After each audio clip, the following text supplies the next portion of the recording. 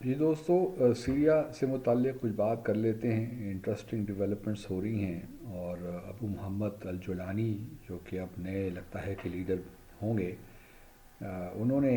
یا ان کی جماعت کی جانب سے ایک بیان آیا ہے، خاص طور پہ جو رشین بیسز ہیں، نیول بیسز سیریا میں، ان کی جو لیز کی مدت تھی، جو ایگریمنٹ سائن کیے تھے پریزیڈنٹ اسد کے ساتھ اور رشیا، وہ تو 50-50 سال کے تھے، لیکن یہ بات انٹرسٹنگ ہے کہ جولانی صاحب جو ہیں، یا نئی جو حکومت اب بننے والی ہے، انہوں نے رشیا کو یقین دلایا ہے کہ ان کے بیسس کو کچھ نہیں کہا جائے گا اور ان کا مکمل خیال رکھا جائے گا۔ اور اب یہ تو نہیں کہا کھل کے کہ آیا وہ ایگریمنٹ جو سیریا اور رشیا کے درمیان ہوئے تھے وہ رہیں گے نہیں رہیں گے، لیکن فی الحال رشیا کا جو معاملہ ہے اس کے بارے میں کوئی اتنے تحفظات نہیں ہیں جو بھی نئی حکومت بننے جا رہی ہے۔ آپ یوں کہہ لیجیے جو حیات تحریر الشام ہے وہ رشیا کے ساتھ اچھے تعلقات رکھنے کی کوشش کریں گے۔ اور سچی بات یہ ہے کہ رشیا بڑا ایشو بھی نہیں ہے، کیونکہ اصل ایشو جو اس سارے کھیل میں ہے وہ تو اسرائیل ہے، امریکہ ہے اور ایران ہے، اور پھر جو ریجنل کنٹریز ہیں سعودی عرب وغیرہ۔ اصل معاملہ تو ایران کا ہے، اور ایران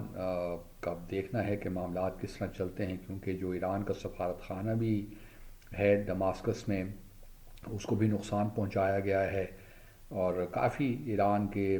جو ہے ایران کے خلاف ایک نفرت پائی جاتی ہے۔ لیکن دوسری جانب ہم یہ بھی دیکھ رہے ہیں کہ جو اسٹیٹمنٹس آئی ہیں، انیشیل اسٹیٹمنٹس بائیڈن کی جانب سے ہوں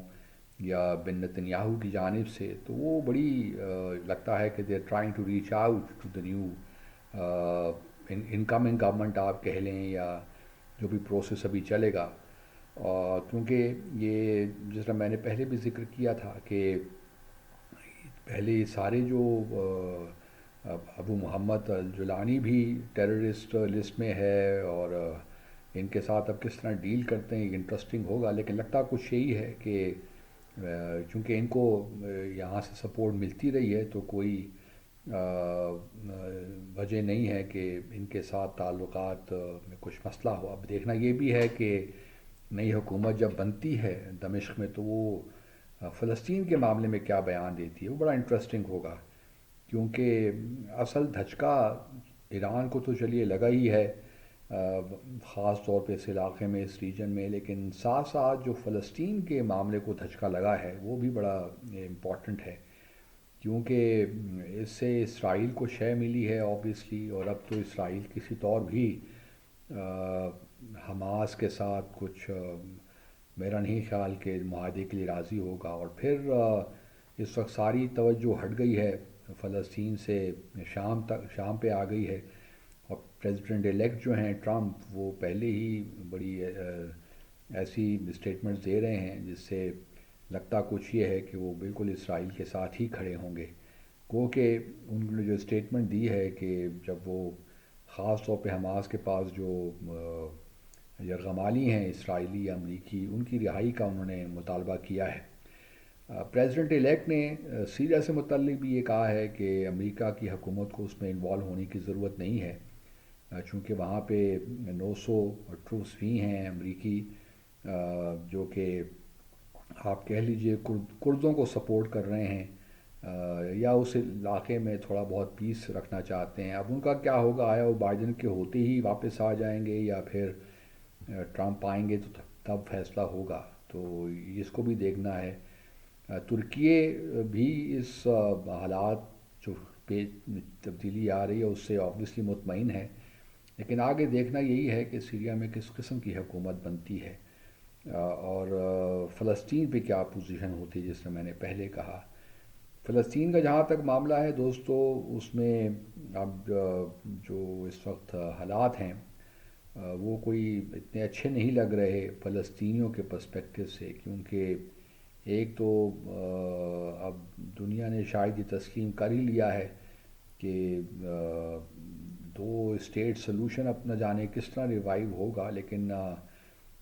یہ بات ہم سب جانتے ہیں کہ جب تک آپ پریشر بلڈ نہ کر سکیں اس وقت تک آپ اپنا معاملہ منوا نہیں سکتے دنیا میں۔ اور اگر فلسطین اب حماس کے پاس بھی اس کی ملٹری طاقت نہیں رہی، ایران نے بھی بیک آؤٹ کر دیا ایک لحاظ سے، وہ خود اپنے اس لیے مشکل میں ہیں، ان کو اپنی رجیم بچانی ہے، اپنا نیوکلیئر پروگرام بچانا ہے، تو اس وجہ سے وہ سپورٹ، اور پھر حزب اللہ بھی نہیں ہے، تو وہ جو سپورٹ ایران کی تھی ان تنظیموں کو، تو وہ تو اب نہیں ہوگی۔ تو اب کس طرح معاملات آگے چلیں گے؟ اور پی ایل او ہم جانتے ہیں فتح، وہ اس پوزیشن میں رہی نہیں۔ محمود عباس ایک ویک لیڈر ہیں، اور ویسٹ بینک میں بھی جو حالات ہیں، سیٹلمنٹس ہو رہی ہیں مسلسل، تقریباً 8 لاکھ کے قریب یہودی اس وقت مغربی کنارے میں سیٹل ہو چکے ہیں۔ تو آپ یہ بھی دیکھیے کہ آہستہ آہستہ جو ٹیریٹری تھی ویسٹ بینک کے یا فتح کے پاس یا پیلسٹینین اتھارٹی کے پاس، وہ بھی آہستہ آہستہ اس کو انیکس کر رہے ہیں۔ غزہ میں بھی یہی بات چیت چل رہی ہے کہ جو نارتھ ہے، خاص طور پہ نادرن غزہ کو بالکل خالی کروایا جائے فلسطینیوں سے، وہاں مستقل طور پہ اسرائیلیوں کو وہاں رکھا، اسرائیلی اپنی وہاں پہ پوزیشن سنبھالیں اور اس کا وہاں پہ اختیار لیں، اور کوشش یہی ہے کہ ساری جتنی بھی غزہ میں جو فلسطین ہیں ان کو ساؤتھ کی طرف دھکیلیں۔ تو ایک مشکل صورتحال ہے فلسطین کے لیے کہ فلسطین کا معاملہ آیا اب ایک ہی ریاست کے تحت چلے گا، کس طرح یہ چلے گا؟ چیزیں تو ابھی بہت کچھ ٹھیک ہو سکتی ہیں، لیکن اس کے لیے جو پہلی شرط ہے وہ مسلمانوں کا اتحاد ہے، اور خاص طور پہ ایران اور عرب ممالک کے درمیان جو ایک خلیج سی ہے، اس کو پر کرنا ہے، اس کو ختم کرنا ہے، اس خلیج کو۔ اس کے بغیر مسلم دنیا اسی طرح ہی چلتی رہے گی۔ اور آپ بلکہ ابھی ایک فارمر امریکی جنرل ہیں، ان کا میں ایک دیکھ رہا تھا کلپ، اور یہ بات کوئی نئی بھی نہیں ہے، اس کو ہم پہلے بھی جانتے ہیں۔ معاملہ کچھ یہی ہے کہ 7 یا 9 ممالک ان کے ہیں ٹارگٹ میں، امریکی یا اسرائیلی۔ ایک تو لیبیا تھا، سوڈان، اب سیریا بھی چلا گیا، عراق تھا، پھر ایران ہے، اور اس کے بعد جو ہے ایجپٹ بھی ہو سکتا ہے، اور پھر پاکستان اور ترکیے کو بھی یہ سوچنا چاہیے۔ اور ہماری اگر آرم فورسز، ہمیں ان کو بڑا اسٹرانگ رکھنا ہے، کیونکہ ابھی آپ دیکھیں گے کہ اگلے آنے والے دنوں میں مزید ٹی ٹی پی بھی متحرک ہوگی، اور جو بلوچستان میں جو آرگنائزیشنز ہیں، بی ایل اے ہو گئی، بی آر اے، یہ ساری فورسز ہیں، یہ بھی زیادہ متحرک ہوں گی۔ تو اللہ خیر کرے پاکستان کو، ہماری دعا تو یہی ہے کہ پاکستان کے جو اندرونی حالات ہیں وہ جلد از جلد ٹھیک ہوں، تاکہ جو یہ بیرونی خطرات ہمارے اوپر منڈلا رہے ہیں یا سامنے آئیں گے اگلے آنے والے سالوں میں، اس سے ہم صحیح طور پہ نبرد آزما ہو سکیں۔